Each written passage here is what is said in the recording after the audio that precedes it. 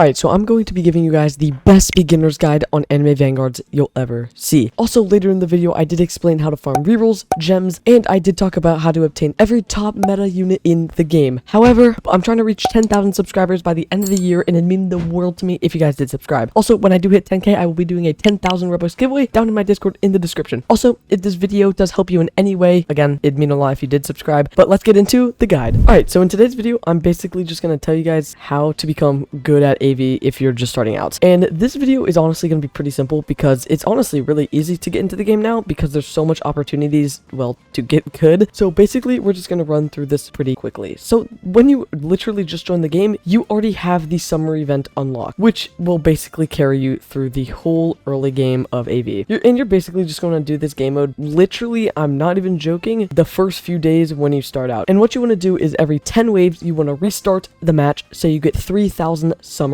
iced teas. And with those iced teas, also, the reset literally takes like 5 minutes and you get 3,000 iced teas, which is 2 10 summons on the summer banner. And you're basically just going to stack up mythics and all that good stuff from the summer banner. And from the event as well, we could go to the event. You also, from the shop, can buy 200 rerolls. As you can see, I already cleared them out, but if you did want to buy them all, I'm pretty sure it costs 300,000 iced teas for 200 rerolls. And the evo items, they just cost iced teas as well. I mean, dude, the summer event is the token to basically early game anime Vanguards. And after you get done grinding the summer event for a few units on the banner, maybe even getting Escanor, then you want to start probably grinding for actual meta units. And as you can see to the tier list, we have a few things to go over. And not only from the summer event, I forgot to mention this, but you also get Griffith. Well, not guaranteed. Griffith has a chance of spawning within those 10 waves, a 1% chance for the Eclipse to spawn, and you should be able to easily beat it with the team you get from the summer event, honestly. So you should be able to complete the Eclipse every time, and you're guaranteed to get Griffith. And how Griffith works is his evo looks like this. So you're going to start off with the King Egg, and basically you're going to want to sacrifice 200 units / Eclipse Apostles enemies via the Eye Sacrifice ability. And on Griffith, he has an ability called the Eye Sacrifice, and basically you just want to keep popping this in an infinite until you get all of the kills for the egg, and then it eventually transforms into the Awakened King Egg, and you don't even need star fruits to evolve Griffith. It's just the King Egg,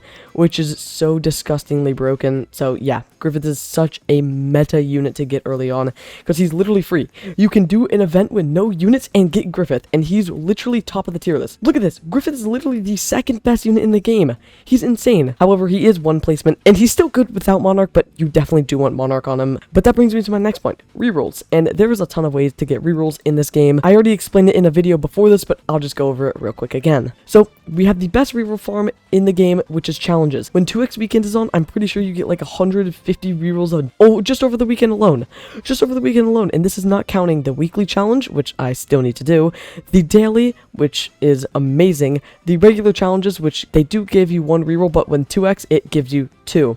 Also, same with the daily, it gives you 6 on 3x. So yeah, an amazing reroll farm. And then not to mention all of the shops we can get. I'm not going to go deep in rerolls. You can just watch my other video on that. But yeah, all these have supply rerolls that you can buy. The dungeon shop, which you're going to need to grind for Jinwoo at some point, has 100. But basically, once you get past that first joining moment when you get the summer units, Griffith, all that, you can do all this good stuff. And I'm not 100% sure if it is level locked. However, the things I know that are level locked are World Lines. In World Lines case, you really do want to get Jin Mori because he is a disgusting unit in general. He is just such a great unit to pick up if you are just playing the game. However, to unlock World Lines, I'm pretty sure you have to be level 30. And a great way to get levels is if we come over to the story, we go to Legend Stages, and we go to Kushina, or Kunshina Palace. I don't know how to pronounce this, I'm sorry. But basically, what you want to do is grind this first Legend Stage, because if you don't, this boss does spawn, and I'm pretty sure you get around 2,000 XP per completion. It gives you so much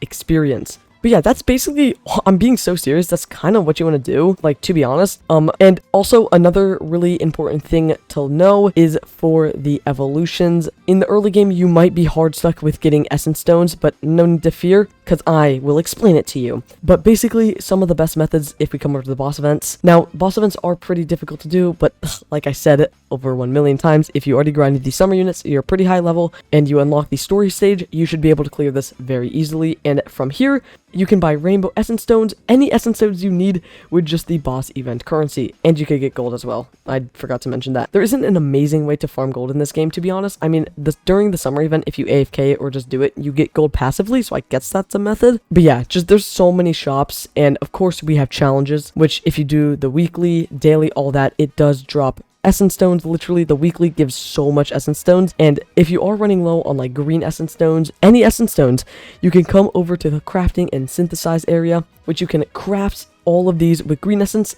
Like, you can craft literally every essence stones with the green essence. It's so easy, and to dismantle them, you just need to dismantle. It does cost a lot of gold to dismantle items, but say if I needed yellows, then I just dismantle some of my rainbows, maybe purples if I have extra, and then just craft it over here with the green essence that I get from dismantling. So that's a really good way to do it. Also, stat rerolls, you again get these pretty passively in the game and stuff, so it's not a big deal. But in summary, let me go over it real quick. When you first join the game, you have summer event unlocked. You want to grind this for a while until you get all the units on the banner evolved, and then you have a decent team to go play the actual game in. And of course, you can join people. Like, Anime Vanguards is heavily dependent on people in most stages, especially legend stages, some of them. Also, I could talk about that too.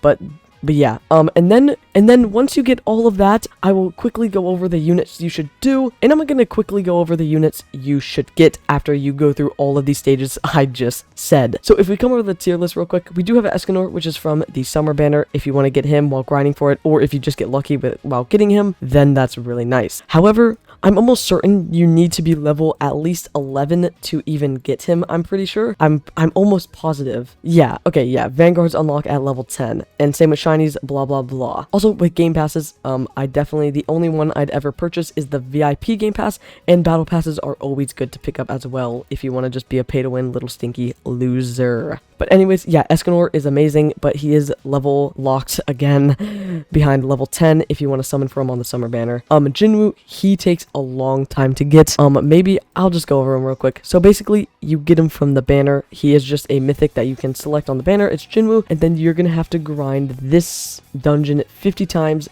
Do I have a red key I can actually spare?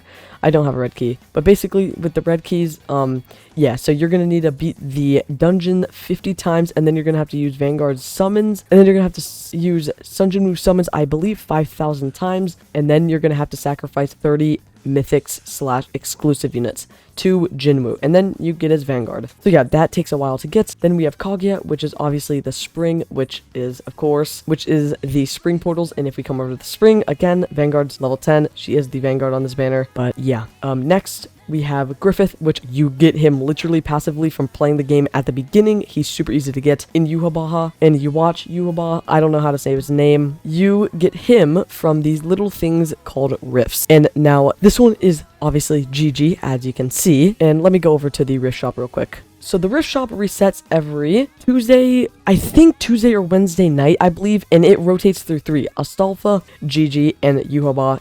Again, he's really, the rifts you definitely want to do with people, but if you do it with people, it should be very easy, and you should be able to get them that week. Rifts do reset every 3 hours, but yeah. And then for meta, these units are a lot more obtainable. So Quincyquaddle is obviously, you get her from the summer banner. Again, Wukong, World Lines, very easy. Baiken, we're not going to go over her because she's starting to fall off the meta, and she's very annoying to obtain. Sid is just from the Ruined City raid, and I believe he's a 3% drop chance if you do Act 2. This one I do obviously recommend with doing people, but I mean, it's not impossible to solo if your team's decent, but yeah. Then we have Gojo, and Gojo is very bad unless you have the Gojo glasses familiar, which we can go over events very quickly because I forgot to. The strongest, and he is from this one. So basically, if you use Gojo Infinity, which is his Evo, 25 times in games, then you could come to the shop, and his Gojo glasses cost 100 event currency. So basically, it'll take you 5 days to get Gojo's glasses. And then we also have Sukuna, who recently just got a Sukuna finger, which really buffs him too. So if you want to get Sukuna, again, he's really good. But yeah, that's how you get Gojo. Gojo. Skull Knights, but yeah, again, you just want to use Gojo, 25 matches, and then you get 20. It'll take you 5 days in total to get Gojo. Gojo's familiar. And then we have Guts, who is very easy. Well, okay, I wouldn't say easy, but he's not impossible to get, and he's not super difficult. The units I'd go for on the banner is the King, and